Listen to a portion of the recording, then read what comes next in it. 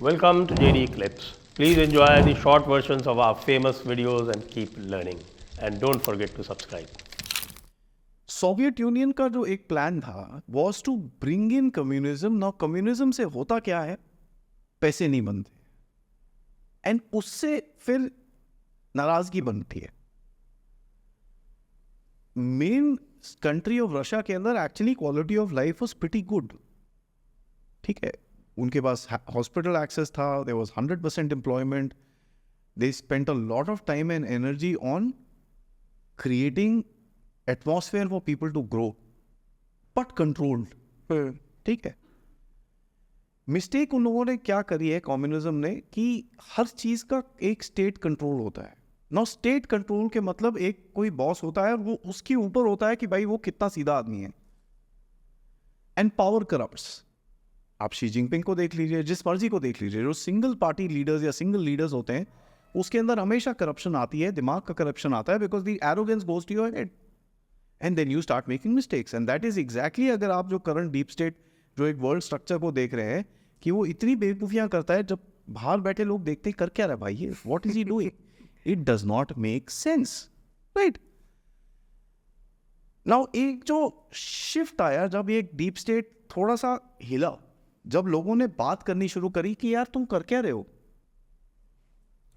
Was after the fall of Soviet union. जब एक singular power emerge हुआ, America, उसने बोला भाई अब तो कोई खड़ा हो मैं ऐसे तोड़ूंगा उसका. End of history. End of history. अपने बंदे इन्फिल्ट्रेट करे सोवियत यूनियन के अंदर भी. आज जो बड़े प्रो पुतिन लोग बात करते हैं, half of them were infiltrated inside Russia for a period called the rape of Russia. दूसरी चीज उन्होंने करी कि भाई जितनी भी पोटेंशियल बड़ी बड़ी पावर्स हैं उनके घर के बाहर एक आग जला दो, दरवाजा है उसके आगे एक आग जला दो, ये बाहर नहीं निकल पाएगा. तो आप जितनी बड़ी पावर्स देखो, भारत के आगे पाकिस्तान जला रखा है, पाकिस्तान के पीछे अफगानिस्तान जला रखा है, चाइना के आगे भारत को जला रखा है, चाइना के उस तरफ जापान को जला रखा है, रशिया के इस तरफ यूक्रेन को जला रखा है, रशिया के उस तरफ जापान को जला रखा है, साउथ कोरिया को जला रखा है, अंदर चेचनिया वगैरह तो है ही, अंदर वहां जले हुए हैं, middle east middle central Asia में उसको प्रॉब्लम है, सऊदी अरेबिया के आगे ईरान को जलाया हुआ है. जो भी बड़ी बड़ी पावर्स हैं उनके घर के बाहर एक छोटी सी आग लगा, ताकि उस आग को आप ऊपर और नीचे कर सको.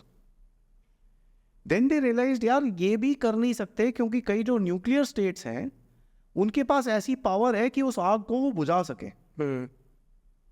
तो हमको सोसाइटल इन्फिल्ट्रेशंस करने पड़ेंगे, इनके देश के अंदर घुसना पड़ेगा to control the thought process और अपने इंटरेस्ट को सिक्योर करे.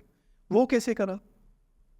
आपकी जो प्रेस्टिजियस ऑर्गेनाइजेशंस थी, जो एजुकेशनल ऑर्गेनाइजेशंस थी, क्या हार्वर्ड, स्टैनफोर्ड, ये वो, उसके अंदर इन्होंने ट्रेनिंग सिस्टम स्टार्ट करे. और जब भी आप देखते हो कि ये यहां से पढ़ के आया फिर पक्का लेफ्टी होगा,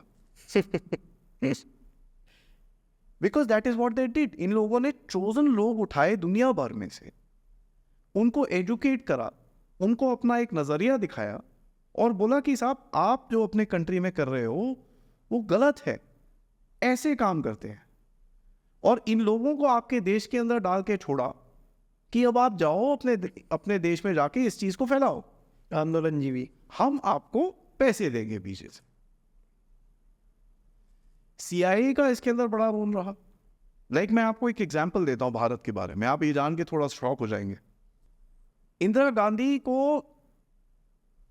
निक्सन और ये लोग बड़ा हेट करते थे, उसको वो तो कॉल रिकॉर्ड्स भी बीच में लीक हुए. क्यों हेट करते थे इज अ बिग क्वेश्चन.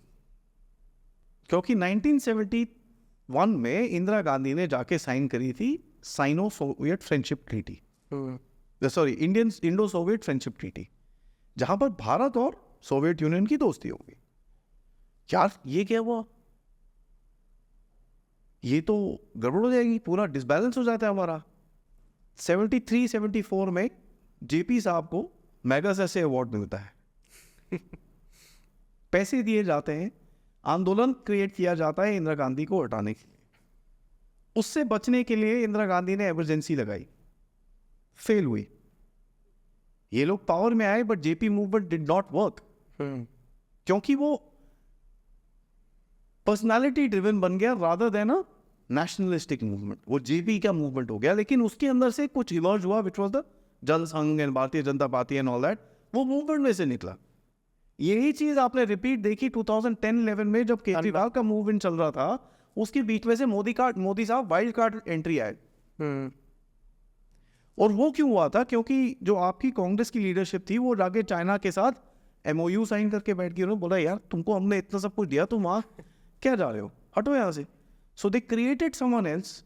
उसकी प्रोफाइल बनाई, उसका NGO बनाया, उसको फंडिंग करी, उसको ये करा और उसको फील्ड में छोड़ा. अब तू चला.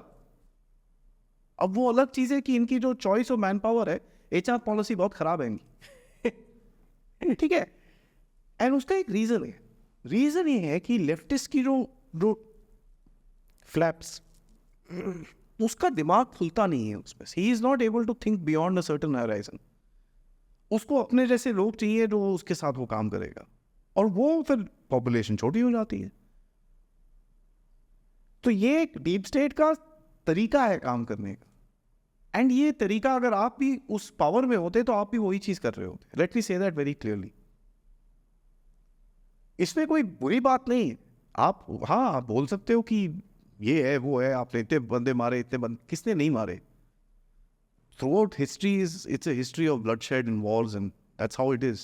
War is peace is a time between two wars. Right. Simple. Peace is preparation of war. War.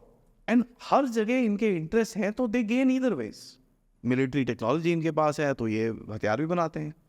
Pharmaceutical है तो दवाइयाँ भी बनाते हैं. सीमेंट की फैक्ट्रियाँ इनके पास है तो तुम लड़ाई करके सब कुछ तोड़ दो, फिर हम जाके बनाएंगे.